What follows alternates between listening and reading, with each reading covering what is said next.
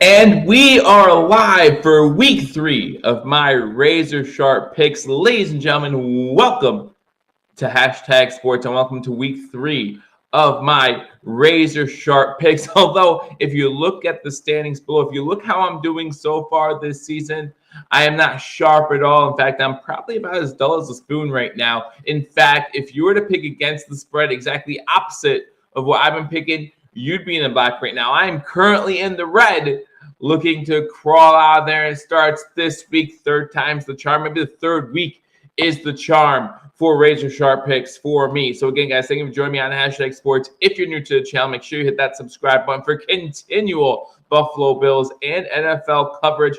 Also, hit that thumbs up and like this video. And in the comments, whether you're watching this as it streams live on Wednesday or if you're watching it later, make sure you let me know who you have winning each matchup. Let me know who you think is going to win. Speaking of letting me know, Hashtag Nation is letting me know over on ESPN. We did the Pigskin Pick'em Challenge this year. Hashtag Sports. You got to play against me. If you win, then you get some free Buffalo Bills merchandise. Right now, Gary in the lead, sitting one game up on everybody else. So he's currently in first place. We're all trying to catch him. So good luck, everybody. If you haven't already picked your matchups for this week, make sure you go to ESPN.com, Pigskin Pick'em, and you go ahead and make your selections. You don't want to miss a week because that'll hurt your chances of winning at the end of the year and winning some free Buffalo Bills merchandise. So let's get right into this week. But I thought we'd do something a little bit different, right? Do it a little bit differently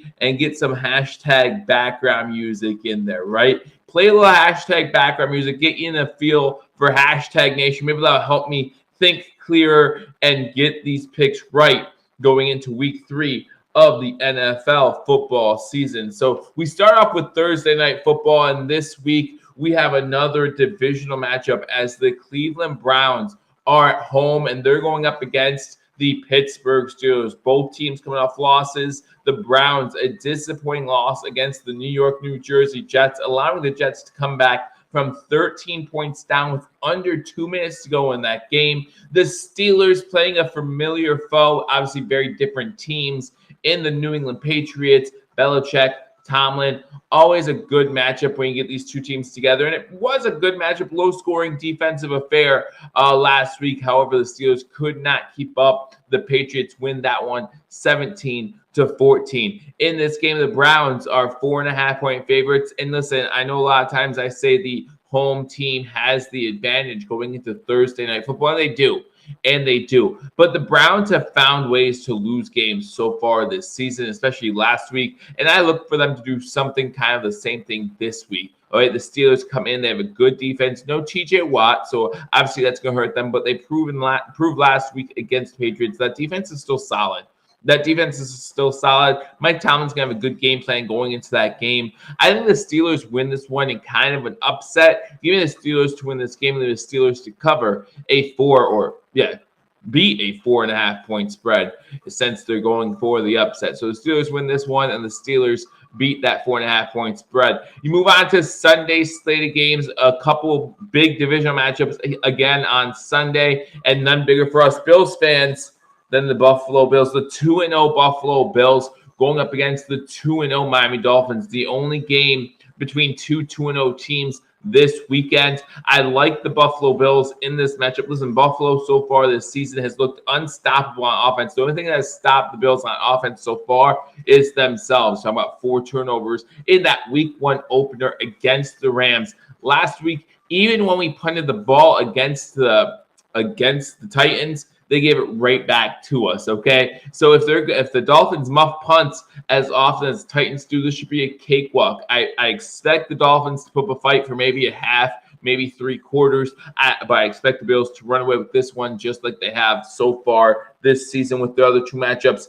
Give me the Bills to win this game. Give me the Bills to cover a 5.5-point spread. Moving on to another divisional matchup, this one in Minnesota. The Vikings at home going up against the Detroit Lions. The Detroit Lions come off a big win against the Commanders. The Minnesota Vikings coming into this Monday night loss. Okay, we talk about the Bills having that big Monday night win. The Vikings having that big Monday night loss against the Eagles. The Vikings coming this one 6-point favorites. Listen, guys, I don't think this is the same Lions team as we've seen in years past, right? I think that this team showed a little bounce back, not only in that Eagles game week 1 where they tried to come back a little bit, but last week against the Commanders, they really left no doubt that they were the better team in that game. The Commanders tried to come back here and there, but the Lions were clearly the better team. Give me the Vikings to win this game at home, but give me the Lions to cover that spread of 6 points. That's a big spread for a divisional matchup. I think these two teams might be a little more evenly matched than people think. I think the Vikings are a little bit better at this point, but give me the Lions to cover that 6-point spread. Going to New England, where the New England Patriots are 3-point underdogs at home against the Baltimore Ravens. You talk about giving up big comebacks. The Ravens gave up a 21-point comeback in the fourth quarter against the Dolphins last week. That has to leave a bad taste in your mouth. The Dolphins looked very impressive in that comeback. We talked about the Dolphins a little bit earlier going up against the Bills this week. The Patriots coming into this game with a win against the Steelers, again 17-14 in that one. So the Patriots 1-1, the Ravens 1-1. This could be a big matchup late in the season when it comes to determining playoff seeding, right? I mean, the Patriots, not a lot of people expect them to be in playoff contention towards the end of the year, but you still got Bill Belichick. You still have a good defense out there. We'll see what Mac Jones can do. But at the same time, this Ravens team's going to have something to prove in this game, right? After what happened last week, they can't wait to get back on the field, whether it's home, whether it's away. Maybe it's even better that it's away, a little less pressure, knowing you're going into an away game. But 3-point favor in this game. Give me the Ravens to win this game. Give me the Ravens to cover that 3-point spread. We move on. We have the Carolina Panthers, 3-point underdogs against the New Orleans Saints, a battle of NFC South teams, another divisional matchup going into this week 3 slate of games. I think this is going to be one of the close games of the weekend. I think both these teams are going to slug it out a little bit, maybe a low-scoring affair between these two teams. I like the Saints to win this game.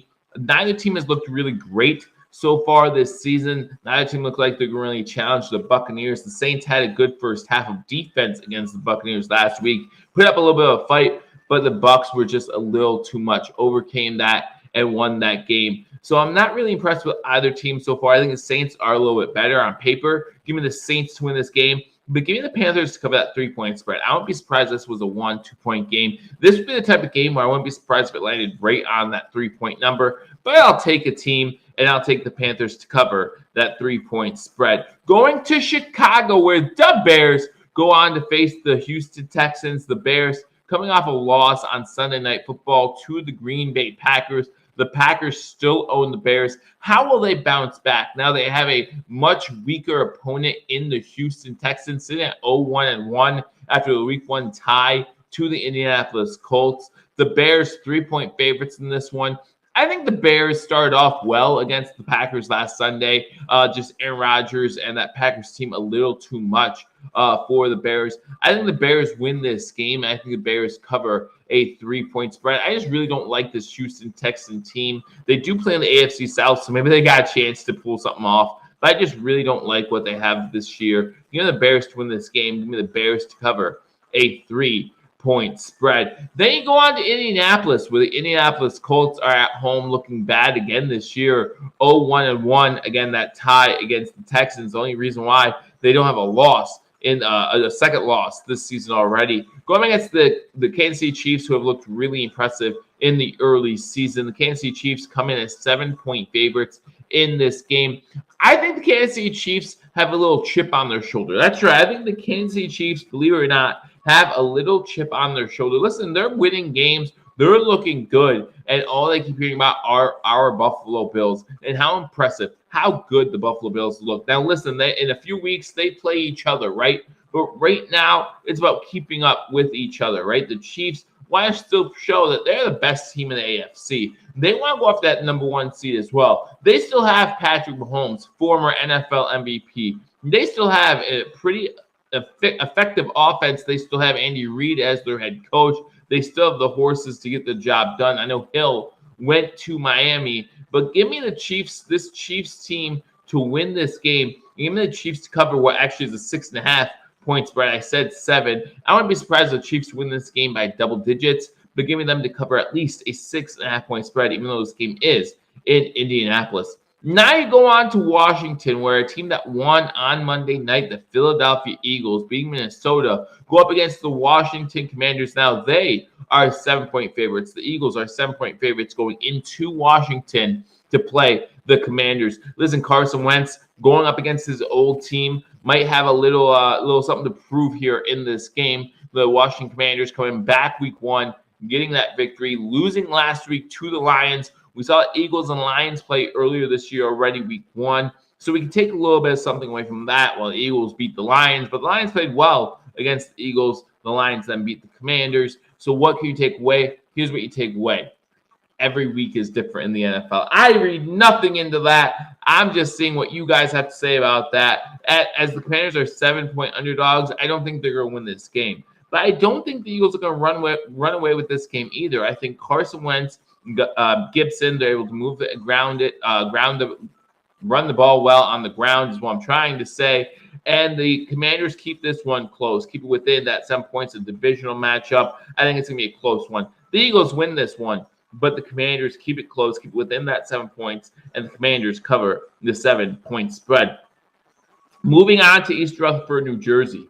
East Rutherford, New Jersey, where the New York, New Jersey Jets are on an all-time high after a comeback against the Cleveland Browns, moving them to 1-1 on the early season. The Bengals, the AFC champions from just last season, starting the season off 0-2, losing to the Cowboys last week. And listen, this Bengals offensive line is looking atrocious. I feel bad for Joe Burrow. 2 years ago, he was the most sacked quarterback in the league before he got hurt. And now it's looking like he might get hurt again this season if this offensive line doesn't step it up. Obviously, we don't wish injury on anybody. But, man, this offensive line for the Bengals is looking really bad. But they are the defending AFC champions, and you have to think that they have something to prove, that they still have that caliber of team, that AFC championship type team this season. Obviously, I haven't proven it so far. You are going up against the New York, New Jersey Jets. I know it's in East Rutherford, but this Jets team, even though they're improving, and they proved that last week, right? They're beginning to trend upward. They're not there yet, right? They're not there yet. Still look for the Jets to have a top 5 draft pick in this year's NFL draft, or I'm sorry, in the 2023, I should say, NFL draft. Give the Bengals to win this game. Give the Bengals to cover a 4.5 point spread. Like I said, the Bengals out, something to prove in this one. They have to win this one. We all, when we don't, but I know that the discrepancy between teams that start off 0-2 make the playoffs compared to 0-3 make the playoffs is huge. So if you want to have a shot making the playoffs, really you need to beat the Jets here. It's a in-conference game, so it would affect them. That in the standings, if you want to make the playoffs, you have to beat the New York Jets. Give me the Bengals to win this one. Again, give me the Bengals to cover a 4.5 point spread. The last of the 1 o'clock games has a team, the Tennessee Titans, who lost on Monday night to our Buffalo Bills, going against the Las Vegas Raiders. Both of these teams, maybe a surprise to a lot of people, both of these teams 0-2 on the season. When you looked at the week 3 slate of games, you might circle this one as far as the 1 o'clock games as one of the more entertaining games to watch. But as the season has gone on for at least 2 weeks, this game doesn't look like it's going to be much fun to watch at all. The Tennessee Titans having a hard time moving the ball down the field at all. Ryan Tannehill having a hard time. I mean, you have Zay Jones there. You really don't have too many weapons, too many horses on the outside. Derrick Henry did not get the ball going, get his legs moving against the Buffalo Bills. The Las Vegas Raiders, just like every other defense in the NFL this season, really could put pressure on Derrick Henry and the Tennessee Titans running attack to try to beat them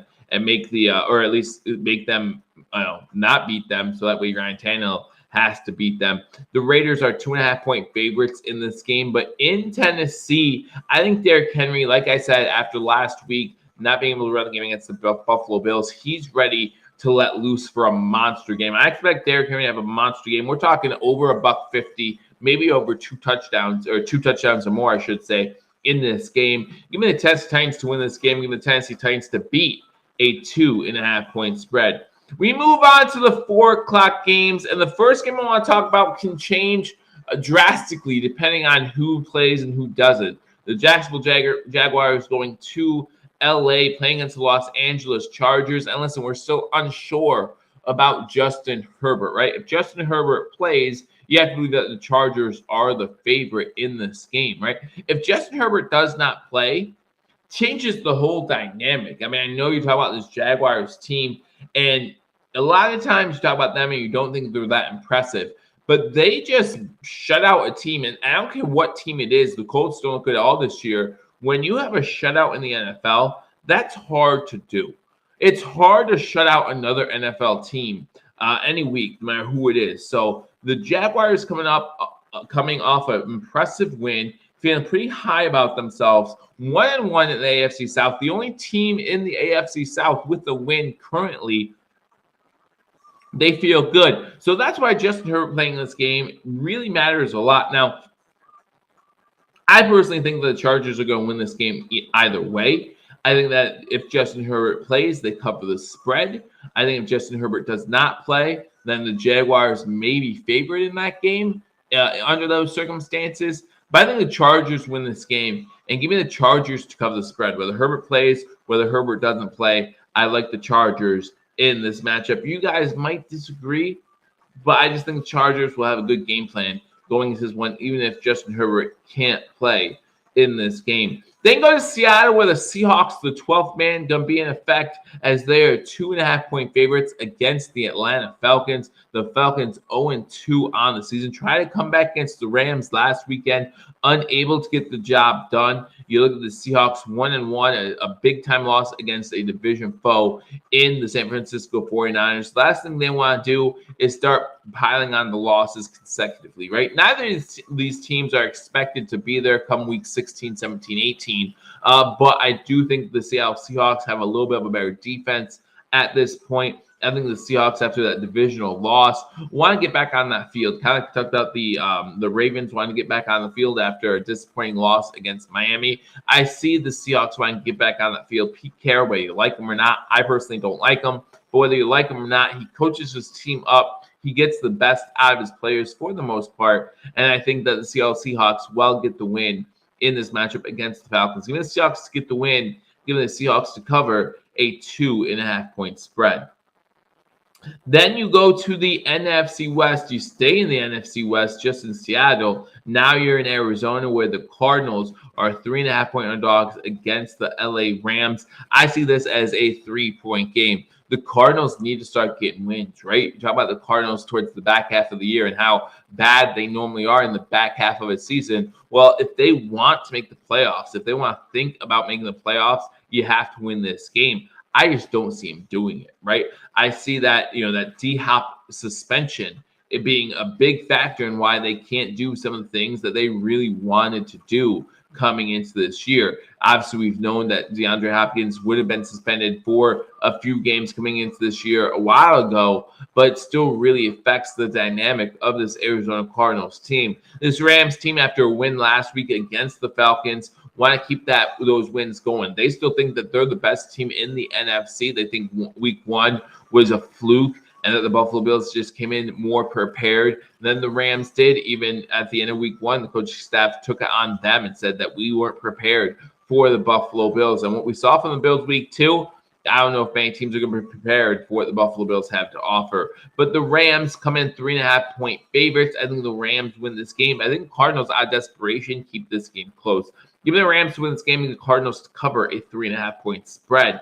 And then you go on to a huge NFC matchup in the 4 o'clock slate of games. You have the Green Bay Packers, fresh off their Chicago Bears win on Sunday Night Football, going up against the Tampa Bay Buccaneers. Tom Brady, this Buccaneers team, barely skating by the New Orleans Saints. I know the score looked like a blowout, right? But you have to think about this Buccaneers game last week. The Saints were up 3-0 at halftime. I believe the score going into the fourth quarter was 9-6. I mean, this game was a low-scoring affair. Both defenses were playing well, and I expect both defenses to play well in this game too, both Tampa Bay and Green Bay's. Now, Tampa Bay is a 2-point favorite, but I think Aaron Rodgers wants to go 2-1, right? I think both teams will go 2-1 here. I think the Packers want this one a little bit more. Give me the Packers to win this game. Give me the Packers to beat that 2-point spread.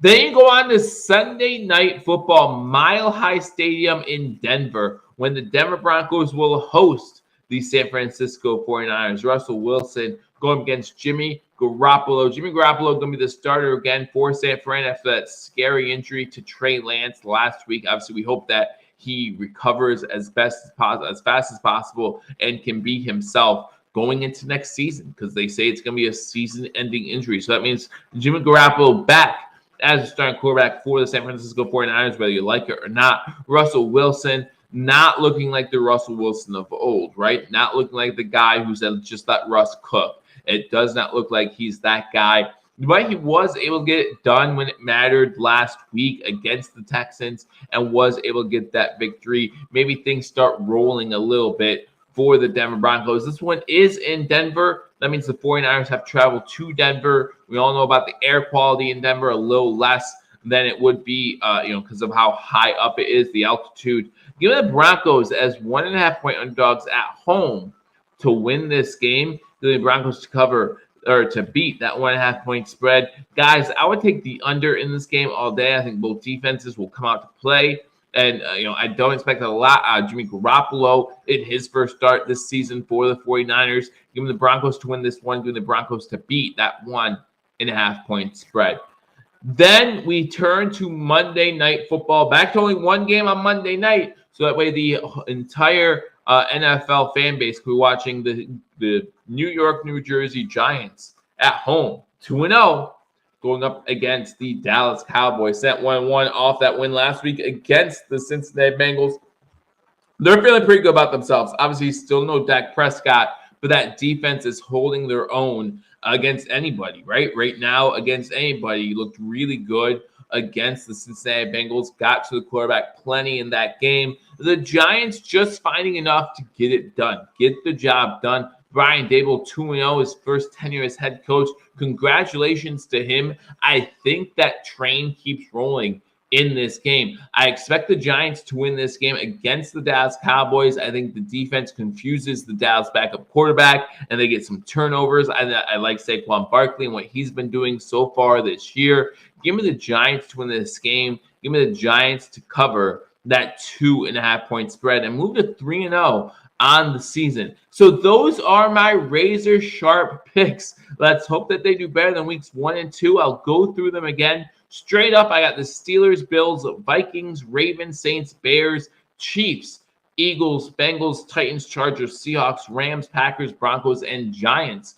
Against the spread, we're looking at the Steelers, Bills, Lions, Ravens, Panthers, Bears, Chiefs, Commanders, Bengals, Titans, Chargers, Seahawks, Cardinals, Packers, Broncos, and again, the Giants. Again, let's hope we do better this week than we have so far the previous 2 weeks. If you haven't been on the ESPN hashtag Sports Pick'em League to make your picks, make sure you get on there to do that. I look forward to seeing you all Sunday, seeing you at 1 o'clock, probably 12:30, as the Buffalo Bills put their 2-0 record up against the Miami Dolphins in a huge AFC East matchup. I look forward to calling that game. Make sure you watch right here on hashtag Sports. Again, hit that subscribe button, like this video, and let me know who you think is winning both the Bills-Dolphins game and the rest of the games in week 3. I look forward to talking to you all soon. Until I do,